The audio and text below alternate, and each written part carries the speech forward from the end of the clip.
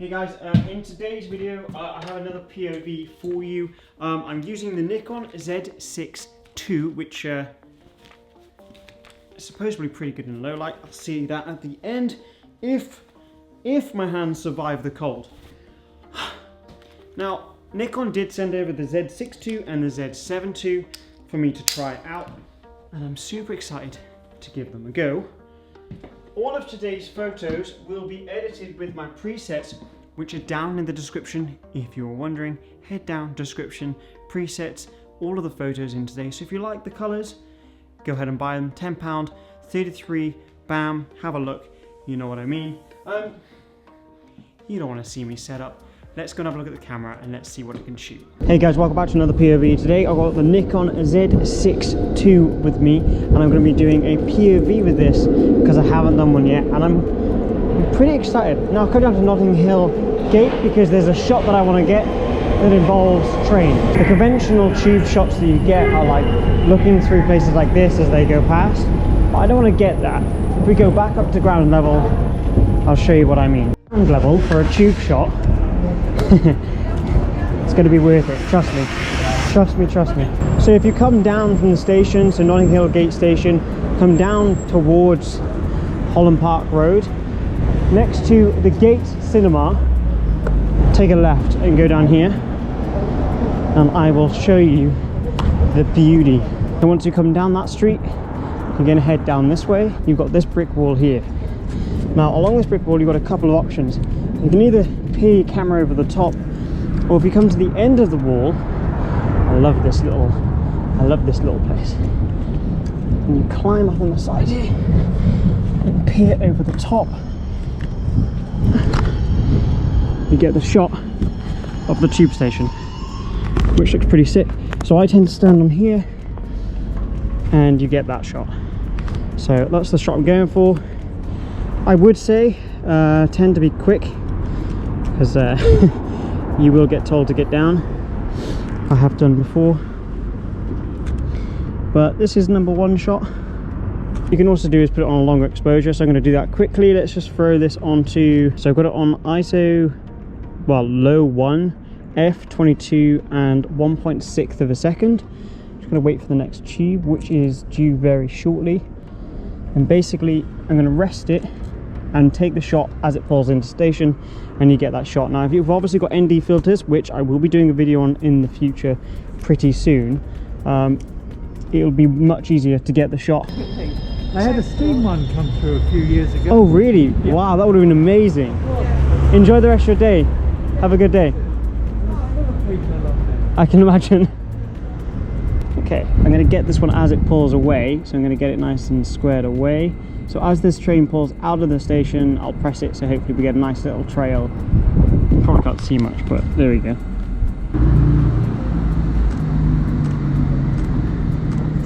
Sick. I'm going to get one more as a non-long exposure, just as a kind of normal shot.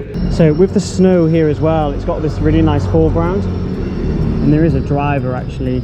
You can probably get that. That looks sick. Nice. Shot number one. Now there are tunnels and stuff like this all over London. Just when you're walking the streets, just keep an ear out, and you'll hear it, and then just peer over the wall and you'll probably get the shot that you're after. I'm walking down towards like South Kensington area, Salone, and then I'll probably maybe finish in Central. We'll see where we get to. But I wanted to start in Notting Hill to show you that little spot. Just obviously be careful when you're doing it. Yeah, let's see what we can get, see what we can find around today, and see what this guy can do. At the moment, I'm just going to eat this quickly. I'm going to go down this way and then take a left. Throughout the whole of London, you've got these little muses like this, which they can either be offices or they could be rentals or houses or whatever you want to call it. But at the end of this one, there's this kind of frame, if you want to call it, with buildings in the background, and I just like, it's quite a simple shot, but I really like it actually. So let's go with, and then wait for maybe, hopefully a car or something, or a person, even better.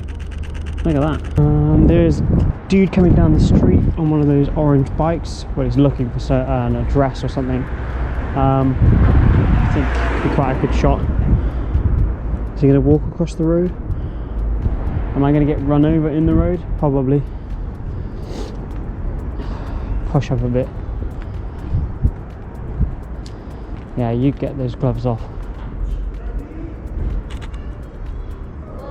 Go on, walk across the road. Go on.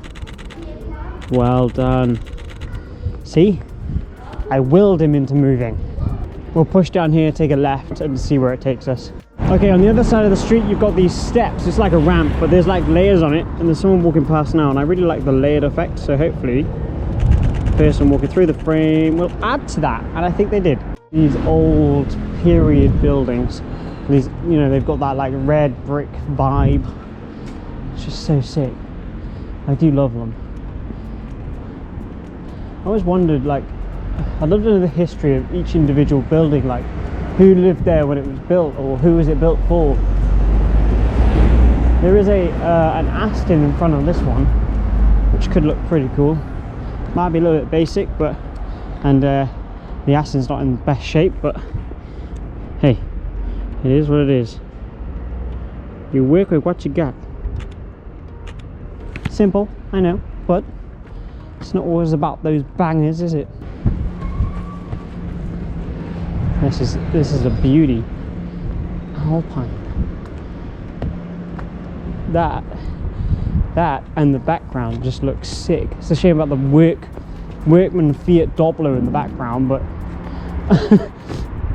I guess it works. If I get down low enough, I can kind of crop it out. I think the guy with the Fiat Doppler heard me and he's moving. Shamed into moving his car. All jokes aside, I actually had a Fiat Doppler for a while. I had a white one when I first came back from travelling, and not gonna lie, it did me the world of good. I may not have looked the best turning up to places, but it definitely did the job. Right, let's wait for this dude to go as he departs, when he finds his clutch. Yep, there it is. Well done, congratulations. And we are Doblo free. Bam. This corner is really nice, and that is a beautiful Jag. Let's get that. Let's turn the ISO down a bit. Nice simple shot. I would get a shot of that, but I don't like the tarp on top. Second pit stop of the POV with Joe the Juice. So thank you guys, I appreciate it. If you are in London and you've never been to Joe the Juice, then I highly suggest it. There is somebody walking towards me. I will wait, because hopefully she goes the way I want her to.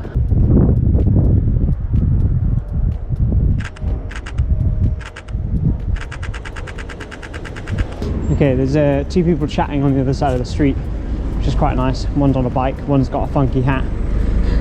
I think that right there is a recipe for a photo. There's two ladies walking on the other side. I'm just trying to position myself to get the shadows in the best way possible. I think this is probably the best here. No one coming my side, and we shall go. No cars, hopefully it stays that way. Nice. I want to jump into the evening now and get some low light stuff, because I think this is where I'm going to see this guy perform. So with that being said, let's go and get some low light photography. Hey guys, so I've stuck around till it's night time, and it is incredibly cold. So I'm going to get a couple of shots here with London Bridge, maybe move somewhere else, but I am so cold I'm not going to be out too long, because well, I like my hands and my toes, and I want to keep them for future videos. So there's a dude here. Let's head it to 70 f4, 80th of a second, ISO 5000. I'll push a bit closer to get a better, you know, a bit closer. And I'm going to use kind of the fence as a line. Oh, that's nice. It's actually a houseboat. Obviously you've got oh, another photographer. You've got London Bridge, Jesus, Tower Bridge, and then this side is all really nice, especially like with the lighting and everything. I'm being quick because it's so cold. I've got it on 6th of a second, f4, ISO 3200. I'm going to get Canary Wharf in the background as well. Okay, I'm going to push down this way. Hey dude, did you get anything nice? No. No? Oh, sorry. Have a good one. This shirt. So I'm pushing the ISO quite high because I want to test the ISO to see how well it does when you do push it to the extremes. I mean, it's not really an extreme, but it's ISO 8000, which, you know, typically wouldn't do. In this situation, you would typically put up a tripod, push up the shutter speed instead of pushing the ISO, but I want to do it without a tripod because obviously I want to see how well it does in low light with ISO. I'm just going to track him as he runs past, and hopefully got one of those. Oh, nice. Hopefully the bus will move a bit more. Nice, I like that. Okay, right, let's move on. With like the sky garden in the background, I'm going to wait for people to walk across. I'm going to put it at like 70, 50, 70 and track them as they walk across and hopefully get the sky garden in the background. I'm gonna say I'm gonna use this as my last one because I'm so cold and the Nikon camera has to go back tomorrow. I'll see how many I can get, as many as I can before I can't take any more. My hands are killing me. Don't know what it is. Don't know why I'm feeling the cold so much tonight, but I'm so cold. So I'm going to push down the shutter speed. I'm going to move over here, and then as people walk past, I'm going to track them, hopefully. But I want to get Sky Garden in the background, so I think here is probably a good position. If they come from here, I can track them that way. If they come from there, I can do it as they come into the frame. So I'm just going to wait for someone to walk into the frame and go from there. Okay, get these guys. Okay, I'm going to push the shutter down a bit more. I know it's very ambitious, but let's see. Let's go creative. Let's go. I'll put 1.3 of a second. And ISO 400 runner, just to track and move as they move, and hopefully one of them will be in focus. If not, it looks pretty cool anyway. If that one looked good, it's on the screen. If not, okay, let's go with this lady here. It is about time, you know, taking your time, trying to track the subject as they go across the screen, especially with a longer shutter speed. You know, I could push it up a bit, but for the image that I'm trying to get without using post, is I want those trails in the background and the subject nice and sharp. So that's what I'm trying to get. Okay, so we've got someone walking through the frame now, and the thing is, when people are walking, they don't tend to stay at the same speed, so it's very difficult to get the person exactly in focus, but nonetheless I think they look cool anyway. They're very different. Let's get this dude. It's just about matching up that speed with your subject. Okay, I'm happy with those that I got. You can see on the screen that the ones I liked in the edit. Again, I couldn't get it tack sharp, but it was the style and the creative style that I was going for. I wanted those trails and the subject kind of like slightly out of focus.